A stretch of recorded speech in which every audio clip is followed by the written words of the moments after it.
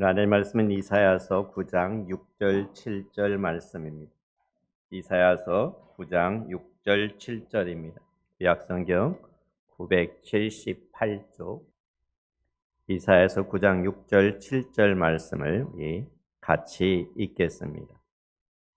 이는 한 아기가 우리에게 낳고 한 아들을 우리에게 주신 바 되었는데 그의 어깨에는 정사를 메었고 그의 이름은 기묘자라 모사라 전능하신 하나님이라 영존하신 아버지라 평강의 왕이라 할 것이라. 그 정사와 평강의 더함이 무궁하며 또 다윗의 왕자와 그의 나라에 군림하여 그 나라를 굳게 세우고 지금 이후로 영원히 정의와 공의로 그것을 보존하실 것이라. 만군의 여호와의 열심히. 아멘. 매년 성탄절을 맞이할 시기는 한 해가 얼마 남지 않은 때를 가리키죠. 이때마다 지난 1년을 되돌아보면 마음속에 기쁨도 있고 후회도 남습니다. 개인적으로 여러 계획들을 세웠지만 실제로 이루어진 일에 대해서 감사하고 또 잘 안 된 것에 대한 후회가 남는 시기이기도 합니다. 세계를 보아도 세상은 점점 더 복잡해지고 혼탁해지고 있습니다. 점점 더 갈수록 어렵고 힘든 상황들이 계속되어지고 있습니다. 전쟁과 기근과 질병의 소식들은 더 많아지고 세계의 경제 상황도 있는 사람만 잘 먹고 잘 사는 그러한 상황으로 치닫고 있습니다. 그래서 지나간 일들을 돌아보면 후회스럽고 다음 날을 다가올 앞날을 생각하면 불안해하면서 살아가는 모습들을 보게 되죠. 그러나 그럴 때일수록 예수 그리스도를 믿는 우리 그리스도인들은 시선을 모을 수 있는 곳이 있다는 것에 감사를 드립니다. 바로 이 땅에 아기로 오신 예수 그리스도가 우리의 시선이 집중이 되어야 될 것입니다. 그래서 성탄절 시기는 사람들에게 새로운 소망과 평화와 기쁨과 사랑을 주는 계절이 될 수 있기를 바랍니다. 성경에서는 예수 그리스도 오실 것을 여러 가지 모습으로 미리 예언을 했습니다. 구약 성경에는 1500년 동안 40여 명이 기록을 했죠. 40여 명의 다른 저자들이 끊임없이 구원자가 오신다, 메시아가 오신다라고 이야기를 했습니다. 그 중에서도 특히 선지자 이사야는 우리 주님이 어떤 분이시라는 것을 가장 잘 보여주고 있습니다. 그는 예수님이 오시기 무려 700년 전에 그것을 자세히 선포했음을 보게 됩니다. 그래서 오늘 6절에 보니까 이렇게 말합니다. 이는 한 아기가 우리에게 낳고 한 아들을 우리에게 주신 바 되었는데 그의 어깨에는 정사를 메었고 그의 이름은 기묘자라 모사라 전능하신 하나님이라 영존하신 아버지시라 평강의 왕이라 라고 말합니다. 이 한 아기가 우리에게 낳고 라고 말하죠. 그러니까 한 아기가 우리를 위하여서 태어났다는 것입니다. 예수 그리스도께서 우리를 위하여서 한 아기로 태어나셨다는 것입니다. 그러니까 여기서 중요한 것은 뭡니까? 우리를 위하여서 예수님이 오셨다는 것입니다. 예수님이 이 땅에 오신 것은 누구를 위해서요? 바로 나를 위해서, 우리를 위해서 오셨다는 사실입니다. 이 아기는 누구를 위해 성령으로 잉태되었습니까? 바로 우리를 위하여서, 저와 여러분을 위해서 그러셨다는 것입니다. 우리가 매주 예배를 드리면서 사도신경으로 신앙 고백을 합니다. 사실 이 신앙 고백을 할 때 모든 문구에 우리를 위하여라는 말이 넣었으면 그 뜻이 더 분명할 것입니다. 우리 주 예수 그리스도를 믿습니다. 그는 우리를 위하여 성령으로 잉태되어 동정녀 마리아에게 나시고 우리를 위하여 고난을 받아 십자가에 못 박혀 돌아가시고 우리를 위하여 다시 살아나셨으며 우리를 위하여 하늘에 오르시어 하나님 우편에 앉아 계시다가 우리를 위하여 심판하러 오신다는 것입니다. 그렇습니다. 예수님은 한 아기는 우리를 위하여 태어나셨다는 것입니다. 또 6절에는 또 한 아들을 우리에게 주신 바 되었다라고 말합니다. 그러니까 한 아들이 우리에게 주어졌다는 말은 그분이 우리 손에 주어진 선물이라고 하는 것입니다. 선물은 값을 치르거나 그것을 갖기 위해 무엇을 할 필요가 없습니다. 선물은 그냥 받으면 되는 것입니다. 예수 그리스도는 우리에게 주시는 하나님의 선물입니다. 그분 때문에 우리에게 생명이 있고 우리는 그분 때문에 풍성한 삶을 살 수가 있게 되는 것입니다. 그분이 우리에게 생명을 선물로 주셨습니다. 우리를 위해서 태어난 아기 예수, 우리에게 주어진 이 한 아들은 그러면 구체적으로 어떤 분인가 이렇게 말하죠. 그의 이름은 뭐라고 합니까? 기묘자라 모사라라고 말합니다. 이 말은 놀라운 조언자, 상담자라는 뜻입니다. 사실 우리 모두는 다른 사람에게 말하기 힘든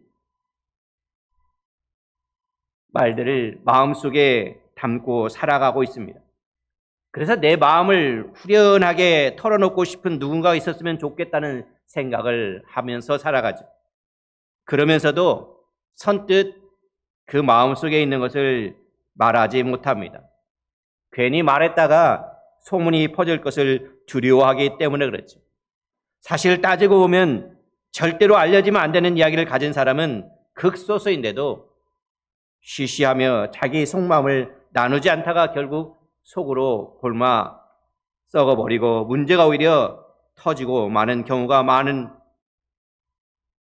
있음을 보게 되죠. 우리는 스스로 우리 문제를 해결할 능력이 없습니다. 다른 사람의 문제를 해결할 능력은 더더욱 없습니다. 그래서 우리는 같이 주님께 나가야 되는 것입니다. 우리는 한 몸으로 그리스도를 한 몸으로 해서 한 지체라라고 말하고 있습니다.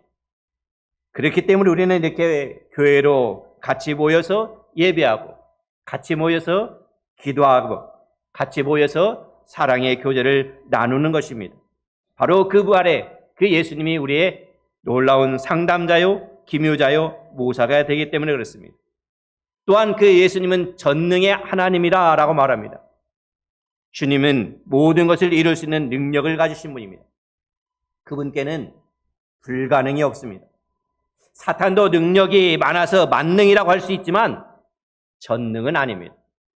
하지만 메시아로 오신 예수 그리스도는 모든 것을 하실 수 있는 하나님이십니다. 전능하신 하나님이다라고 말합니다. 능력이 부족하다면 전능하신 그분께 나아갈 때 능력을 주실 줄 믿습니다. 또한 그 한 아기는 영존하시는 아버지라고 말합니다. 영존이라는 것은 무슨 말입니까? 시간적으로 영원하다는 뜻도 있죠. 시간적으로 영원하다는 것뿐만 아니라 공간적으로도 어디에나 다 계시다는 말입니다. 그럼 영원히 계시고 어디에나 계시면서 무엇을 하시겠습니까? 그분은 바로 아버지의 역할을 하시고 있는 것입니다. 아버지의 주된 역할은 뭡니까? 자녀를 불쌍히 여기며 긍휼을 베푸는 것입니다. 예수 그리스도께서는 우리의 연약함을 잘 알고 계시기 때문에 우리를 불쌍히 여기면서 우리의 짐을 대신 져주십니다. 그러므로 우리는 주님께 나아가 그분의 이름으로 기도하기만 하면 되는 것입니다. 수고하고 무거운 짐진 자들아 다 내게로 오라라고 말하고 있는 것입니다. 또한 그 아기의 이름은 뭡니까? 평강의 왕이다 라고 말합니다. 주님은 평화의 왕입니다. 그러므로 이 불안한 세상에서 오직 주님만이 우리에게 진정한 평화를 주실 수가 있습니다. 그런데 우리가 이 주님을 믿는다고 하면서도 왜 우리들은 불안해하고 염려하고 두려움에 찾아올까요? 우리 안에 참된 평화가 없어서겠죠. 주님께서 주신 참된 평화를 받고 누리면 되는데 자꾸 다른 데서 평화를 찾기 때문에 그렇습니다. 세상이 주는 평화는 반드시 조건이 있어야 되는 것입니다. 세상이 주는 평화는 로마 제국 때 보면은 반드시 뭐가 있으면 경제적으로 안정이 되어 있어야 평화를 찾습니다. 정치적으로도 안정이 되어 있어야 됩니다. 또한 전쟁이 없어야 됩니다. 또한 서로 간에 갈등이 없어야 참된 평화다라고 말하고 있습니다. 어떤 조건이 주어졌을 때만이 그 평화가 이루어지죠. 그러나 그 조건이 사라지면 역시 평화도 어떻게 됩니까? 사라집니다. 이것이 세상에서 주는 평화이죠. 그러나 우리 하나님이 주시는 참된 평화는 어떤 조건이나 상황에 따라서 빼앗기지 않는 것입니다. 어떤 사람은 걱정되는 일이 생기면은 유튜브를 보기도 합니다. 어떤 사람은 그냥 걱정되면 먹기만 하죠. 또는 잠을 자기도 하고 사람을 만나서 시간을 보내기도 합니다. 그러나 그렇게 해도 그때뿐인 것입니다. 그 후에 마음이 계속 불안하고 염려가 되며 여전히 두려움이 떠나지 않습니다. 마음이 불안하거나 염려가 된다는 것은 주님의 평화를 누리지 못하고 있다는 표시입니다. 걱정이 되고 불안하다면 바로 그때 주님께 나아갈 때라는 것을 기억하시기를 바랍니다. 불안하고 염려가 된다고 다른 데로 가거나 다른 사람이 먼저 찾아가서는 안 된다는 것입니다. 다른 어떤 것을 하기 전에 먼저 평강의 왕이신 주님께 나아갈 수 있기를 바랍니다. 평강의 왕이신 예수님께 나아가 예배와 기도와 말씀으로 주님께 경배 드릴 수 있기를 바랍니다. 그래서 교회가 있는 것입니다. 그렇게 평강의 왕이신 주님께 나아갈 때 진정한 평강이 찾아오는 것입니다. 이 평강은 누구도 빼앗아 갈 수가 없는 것입니다. 세상이 주는 평화와 세상이 주는 평강과 다르다고 말하고 있습니다. 그러나 주님을 찾아 나선다고 해서 그러면 상황이 바뀔까요? 아니요. 상황이 바뀌지 않을 수도 있습니다. 아니, 사실은 오히려 상황이 더 악화될 수 있습니다. 사실 우리가 주님께 열심히 나아가도 상황이 바뀌는 것은 거의 드뭅니다. 그러나 한 가지는 우리가 분명하게 알 수가 있습니다. 그것은 상황은 바뀌지 않았어도 나의 마음이 바뀌어 있음을 보게 되는 것입니다. 상황은 똑같은데 내 마음은 달라졌기 때문에 더 이상 두려워할 필요가 없는 것입니다. 하나님께서 분명히 우리에게 말씀하셨습니다. 두려워 말라고 말하고 있습니다. 우리의 상황이 우리를 두렵게 만듭니다. 그러나 하나님께 나아갈 때 우리의 마음은 그 말씀을 통해서 새 힘을 얻고 주님이 주시는 평강으로 해서 더 이상 두렵지 않습니다. 바로 주님이 우리의 평강의 왕이시기 때문에 그렇습니다. 또한 이 7절에 보니까 온 우주를 다스리는 예수 그리스도임을 우리에게 말해주고 있습니다. 그 정사와 평강의 더함이 무궁하며 또 다윗의 왕자와 그의 나라에 군림하여 그 나라를 굳게 세우고 지금 이후로 영원히 정의와 공의로 그것을 보존하실 것이다. 만군의 여호와 열심히 이를 이루시리라. 오늘 주님은 만왕의 왕이시며 온 우주를 다스리시는 왕이십니다. 6절에서도 그의 어깨에는 정사를 메었고라는 말씀이 있는데 주님이 우리의 통치자이시며 우리를 다스리시는 분이라는 뜻이죠. 근데 왜 하필 다스리는 것을 어깨에 정사를 메었다라고 표현했을까요? 우리 주님은 자신의 어깨에 정권과 통치를 맨 귀하고 놀라운 왕이시란 말씀입니다.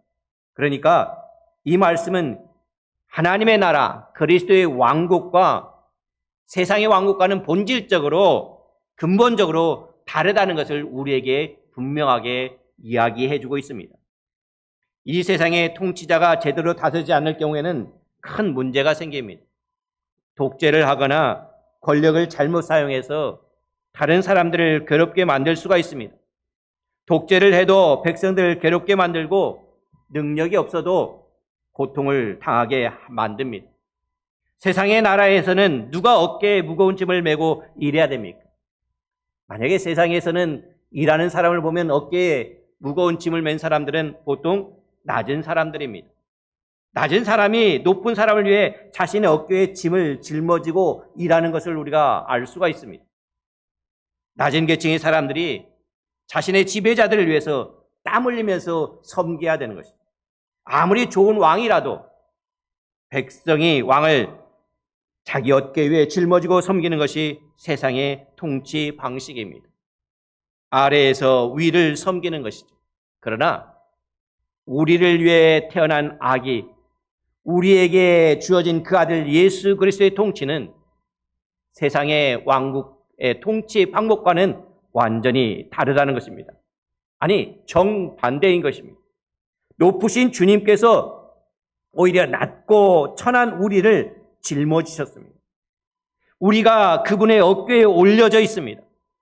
낮은 자인 우리가 주님을 섬겨야 마땅한데도 오히려 높으신 그분이 우리를 섬겨주시고 있다는 것입니다. 주님의 통치권이 어디에 있겠습니까? 그분의 어깨 위에 있다라고 말하고 있습니다. 이것은 놀라운 사실이죠. 그분의 통치권이 그분의 발밑에 있어서 우리가 그분 아래 기어다녀야 하는 것이 아니라 바로 그분의 어깨에 있어서 우리를 어깨에 짊어지셨다는 것입니다. 바로 그분의 어깨 위에 있어서 우리가 어깨에 짊어졌다는 거죠. 이사야가 선포한 이 말씀의 핵심을 바로 뭡니까? 예수님이 친히 이렇게 말씀하십니다. 마태복음 20장 25절부터 27절에 보면은 이런 이야기가 있죠. 야, 너희들이 아는 대로 이방 민족들의 통치자들은 백성을 마구 다스린다. 고관들도 백성들에게 세도를 부린다. 그러나 너희끼리는 그렇게 해서는 안 된다. 너희 가운데 위대하게 되고자 하는 사람은 누구든지 너희를 섬기는 사람이 되어야 하고, 너희 가운데서 으뜸이 되고자 하는 사람은 너희 종이 되어야 한다라고 주님께서 말씀하고 있는 것입니다. 그러므로 이 말씀을 하신 예수님을 따르는 그리스도인이라고 한다면은 어떤 사람이 되어야 될까요? 섬기는 사람이 되어야 된다는 것입니다. 그래서 교회든 개인의 만남이든 그리스도인들이 만나는 모임이라고 한다면은 그 구조는 정삼각형이 아니라 오히려 역삼각형의 모양이 되어야 될 것입니다. 세상에서는 밑에 다수가 위에 있는 소수를 섬기지만 예수님을 믿는 사람들은 그와 정반대로 높은 사람일수록 낮은 곳에 있는 많은 사람들을 섬기는 역삼각형이 되어야 된다는 것입니다. 예수님은 그것을 결론적으로 이렇게 말합니다. 마태복음 20장 28절에서 인자는 섬김을 받으러 온 것이 아니라 섬기려 왔으며 많은 사람을 위하여 자기 목숨을 몸값으로 치러주려 함이다 라고 말했습니다. 그러니까 예수님께서는 그냥 내가 인류를 구원하러 왔다라고 하시면 될 것을 왜 굳이 섬기려 왔다라고 하셨을까요? 여기에는 분명 깊은 뜻이 담겨 있죠. 구원과 섬김은 서로 뗄 수 없는 관계라는 말씀입니다. 섬김 속에 구원이 있다는 것입니다. 무슨 말일까요? 주님께서 하신 것처럼 자신의 생명을 다하여 다른 사람들을 섬겨보기 전에는 구원이 진짜로 무엇인지를 알 수 없다는 것입니다. 많은 그리스도인들은 그렇습니다. 우리가 예수님을 믿을 때 예수님이 나의 죄를 사해 주시고 우리를 죄에서 구원해 주신 구세주로 믿습니다. 그렇게 고백을 합니다. 그래서 예수 믿고 구원받았다라고 말합니다. 예수 믿었으니 천국에 간다라고 말합니다. 그러니까 구원이라는 개념을 그저 죄를 회개하고 예수님을 영접하여 하나님의 자녀가 되는 것으로 생각하는데, 물론 틀린 것은 아닙니다. 맞습니다. 그러나 대부분 거기서 끝난다는 것입니다. 우리가 예수님을 믿고 오랜 생활, 신앙생활을 했는데도 여전히 우리는 거기에 머물러 있다는 것입니다. 예수님을 진짜 나의 주인으로 믿지를 않는 것입니다. 하나님을 믿는다고 하면서도 하나님을 믿지 않고 살아가는 우리의 모습인지도 모릅니다. 우리에게 일어나는 문제들을 보십시오. 대부분 예수님이 주인이 아니라 여전히 자기가 주인 노릇을 하기 때문에 일어나는 것입니다. 신앙생활이 무엇일까요? 우리 주님이신 예수 그리스도의 제자로서 따르는 것을 말합니다. 그런데 신앙생활이 잘 안 되고 신앙이 잘 성장하지 않는다면 그 이유는 무엇이겠습니까? 거기에는 두 가지 이유가 있습니다. 하나는 은혜를 받은 것 없이 일만 하기 때문에 그렇습니다. 받은 것 없는데 밖으로 내보내기만 하면은 고갈됩니다. 그래서 나오는 현상은 뭐냐면은 불평과 불만과 원망과 서운함과 섭섭함입니다. 신앙생활을 하다가 마음속에 교회에 대해서, 목회자에 대해서, 다른 성도에 대해서 불평, 불만, 원망, 서운함, 섭섭함이 생깁니까? 그러면 받지 않고 내보내기만 해서 고갈되었다는 것을 깨달으시기를 바랍니다. 그리고 그러할 때 할 일은 은혜를 받기 위해 노력하는 것입니다. 사역을 열심히 하기 전에 먼저 은혜로 자신을 채우는 것이 필요합니다. 그러기 위해서는 우리가 예배를 사모하고 기도하며 말씀을 읽고 묵상하고 말씀을 공부하는 것이 절대적으로 필요한 것입니다. 여러분 계속해서 공급받아야 되는 것입니다. 하나님의 말씀으로 은혜를 받아야 되는 것입니다. 그래야 그 은혜가 우리 안에서 넘쳐 흘러게 되는 것입니다. 고갈되지 않습니다. 만약에 고갈돼서 원망과 불평이 나온다면 다시 한번 주님의 은혜를 사모하며 은혜를 간구하는 여러분이 될 수 있기를 바랍니다. 그런데 신앙 성장이 안 되는 두 번째 원인은 더욱 심각합니다. 그것은 받기만 하고 주지 않는다는 것입니다. 그때 생기는 현상은 주로 무관심과 이기심입니다. 이기적인 욕심으로 가득 차게 되는 것이죠. 이스라엘의 그 지도 가운데 제일 위에 있는 갈릴리 호수 요단강 사해가 있다고 말합니다. 많은 사람들이 이런 비유를 들죠. 갈릴리 호수는 헐몬산에서 물을 계속해서 공급받습니다. 그래서 그 공급받은 물로 채웁니다. 그 채우면은 반드시 넘쳐 흘러 어디로 흘러보냅니까? 요단강을 흘러 사해로 흘러보냅니다. 그런데 사해는 어떻습니까? 받기만 하고 내보내지 않는다는 것입니다. 물론 사실은 그렇지 않지만은 바로 우리들이 그렇습니다. 우리가 받기만 하고 내보내지 않는다면은 우리 안에서 썩어 있는 것입니다. 이기적인 욕심으로 가득 차게 되는 것입니다. 그럴 때 누가 어렵다고 하면 야, 어려운가 보다, 힘든가 보다, 내 일이 아닙니다. 그저 끝입니다. 다른 사람은 어떻게 되든 말든 그저 나만 잘 되면 된다는 마음으로 살게 되는 것이죠. 그래서 우리들의 기도 제목을 보면 어떻습니까? 전부 자기와 자기 가족 잘 되는 것으로 도배되어 있습니다. 그렇게 이기적으로 그리스도인들이 된다면 영적으로 늘 비어있고 그러니까 예수님을 믿는다고 하면서도 예수님을 전혀 닮아가는 모습이 없다는 것이죠. 우리의 신앙생활을 한번 되돌아볼 수 있기를 바랍니다. 내가 정말 하나님을 믿고 예수를 믿는 사람이라고 한다면 내 안에 그 은혜의 풍성함이 나타날 수 있기를 바랍니다. 예수님을 믿는다고 하면서도 예수님을 닮아가지 못하는 우리의 모습을 회개할 수 있기를 바랍니다. 예수님이 원하시는 길과는 전혀 다른 방향으로 가는 우리의 모습을 다시 한번 되돌이킬 수 있기를 바랍니다. 성경에서 가장 유명한 구절을 꼽으라고 한다면 아마 요한복음 3장 16절 말씀일 것입니다. 하나님이 세상을 이처럼 사랑하사 독생자를 주셨으니 이는 그를 믿는 자마다 멸망하지 않고 영생을 얻게 하려 하심이다. 여기 보십시오. 하나님은 우리 애가 영생을 얻게 하기 위해서 외아들을 주셨다라고 말하고 있습니다. 하나님은 가장 귀한 것을 주신 최고의 기부자이신 것입니다. 그래서 예수님도 이 땅에 오셔서 자신의 생명을 주셨습니다. 생명을 주셨기 때문에 생명을 주시기 위해서 섬겼습니다. 그러므로 우리가 정말 예수님을 믿는다고 한다면 예수님이 생명을 주기까지 섬기신 것처럼 생명을 다해서 자신을 내어주시면서 섬기며 보여주셨던 것처럼 우리가 섬겨보지 않으면 주님을 제대로 따르는 것이 아님을 우리는 알아야 되는 것입니다. 생명을 주신 구원의 진정한 의미를 깨닫지 못하는 것이죠. 섬기지 않는 사람은 그런 것을 알 수가 없습니다. 섬김 속에 놀라운 비밀이 담겨져 있습니다. 사실 섬기는 것은 쉽지 않습니다.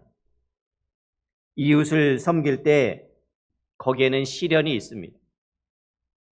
이웃을 섬길 때 때로는 절망이 있습니다. 이웃을 섬겼는데 배신으로 돌아올 수도 있습니다.